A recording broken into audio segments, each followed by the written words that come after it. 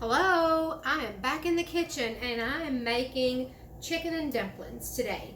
Okay, so we'll talk for just a minute. I've got my broth boiling here. So what I've done is I cooked chicken and I just let that cook in this. I literally, now you can get fancy. You can add celery and carrots and seasonings of all kinds, but a basic chicken and dumplings, this is what I do. I'm gonna turn it down just a little bit because it'll boil away. It'll evaporate if you let it boil too much. So I just cooked my chicken in here. Chicken breast is what I cooked. Now ideally you could cook a whole chicken in here and then take that out and take all the chicken meat off of it. You can do that. We don't want to overcomplicate chicken and dumplings, especially if you've never made chicken and dumplings. Chicken and dumplings are just good, and there are as many versions out there as there are people. Even old-fashioned cooks did them all differently. So I'm just going to show you how I do chicken and dumplings, and it's pretty cut and dry and easy. So I used just chicken breast and put them in here. Now if I use boneless, skinless chicken breast, I will add depends on how many you do, but I'll add some butter to this while it's cooking, because really boneless, skinless chicken breasts have no fat, and fat is where your flavor is. So that's what I'll do. So I've got that there. I've taken the chicken out, cut it up, and it's set aside over here. So now we're just going to make the dumplings. So I use self-rising flour. Now a lot of people, let me see if I can move you out of the boiling steam off the pot. I use self-rising flour. It makes a fluffier dumpling. If you don't like fluffy dumplings, use all-purpose flour, and that's fine. I'm making a small batch. Now I've got this in a deep pot, but it's really probably less than half full of broth. And so I have cut some shortening into this. You can use butter. And this is basically, you're making a biscuit dough. So, and we're not gonna be fancy with this, because this has to be tougher. This has to be tougher than your biscuits are. So I'll show you. So, yeah, I mean, if you look up recipes, oh my goodness, there is probably as many recipes as there are anything for chicken and dumplings, and everybody's recipe is an old family favorite, and possibly it is, but I don't put, now you can, I don't put cream of chicken soup in mine. I've seen people that do that, and it's really good. This is just how I learned to make them, and so that's how I do it. So we're going to get plenty of flour out on our counter or board. I'm going to dump this dough out, and it's a little bit drier dough than for biscuits, and it's going to have to be tough. So we're really going to work this dough quite a bit, because we want it to get tougher than what it would for biscuits. And I'll show you how I judge when it's ready. Some people spoon this into yeah, that's a pretty tough dough. Some people spoon it, like make it a softer dough and spoon it into their broth, but mine tend to break apart when I do that. Like, they just turn into mush. I really need them to be tougher than that. Yeah, see, this is not a real soft, it's not a real soft dough, and we want to get this pretty thin.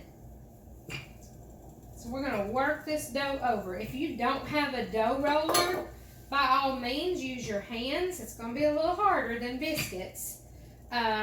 Use a glass. If you have a glass, you can use the side of it. And I'm just turning. You don't have to turn this. It does not have to stay uniform, but the way I'm rolling it when I'm going back and forth, it's just coming closer and closer to the edge. So let me get it this way. So we're going to roll these pretty thin. I'd say probably a 1/4 of an inch, maybe. So when I pick that up, see how that stays intact? That's what you want it to do. Okay. So now what I'm going to do, now I use a pizza roller, and I promise you My granny did not use a pizza roller, but I have found over my years that that's just easy.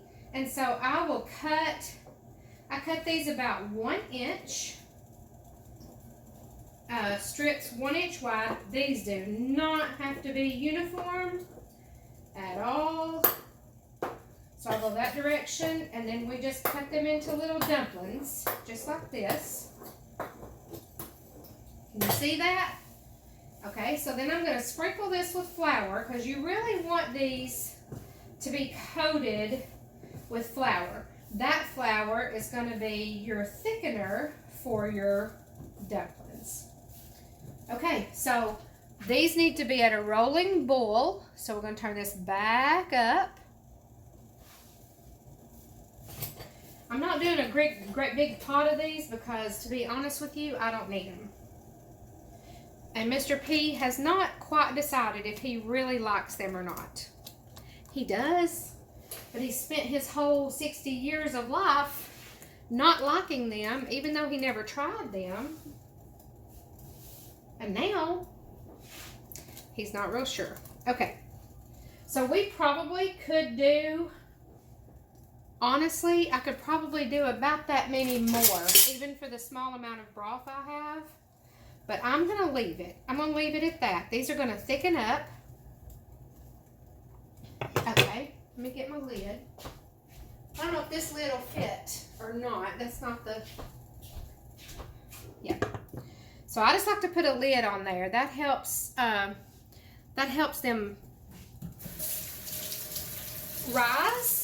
Helps them fluff up a little bit without breaking apart so much. It'll help speed up the process. Some people, you know, you can start off, if you've got a lot of time and you want to do it, you can start off and start your chicken in a stock, you know, make your own stock. I'm just making a mess. You can put onions and carrots and celery in there and let it cook all day. You can put, you can use canned broth. You can use boxed broth. You can use chicken base and add it to water and make broth. Whatever you want to make broth out of. Make your dumplings, dump it back in. Now, like on some restaurant menus, you get dumplings as a side dish, or you can get chicken and dumplings as an entree, like a main dish.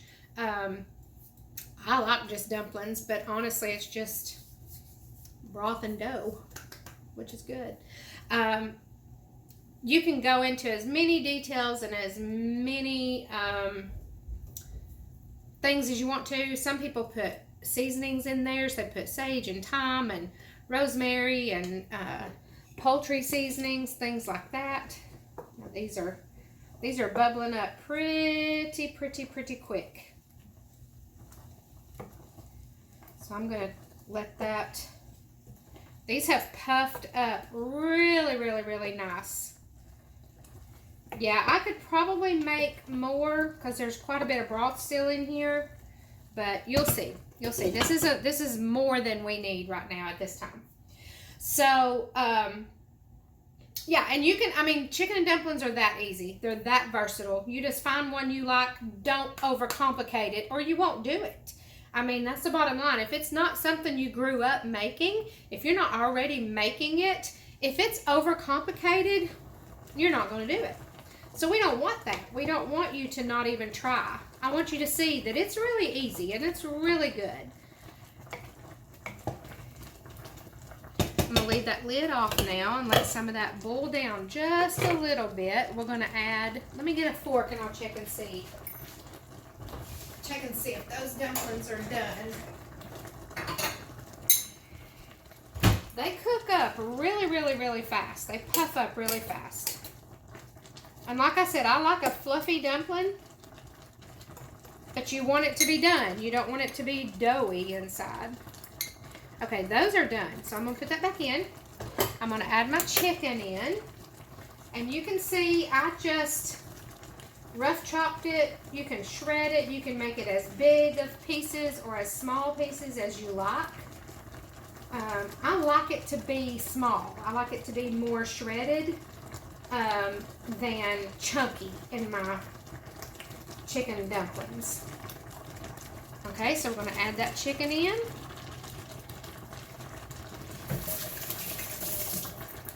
I know you're thinking right now, this is ridiculous.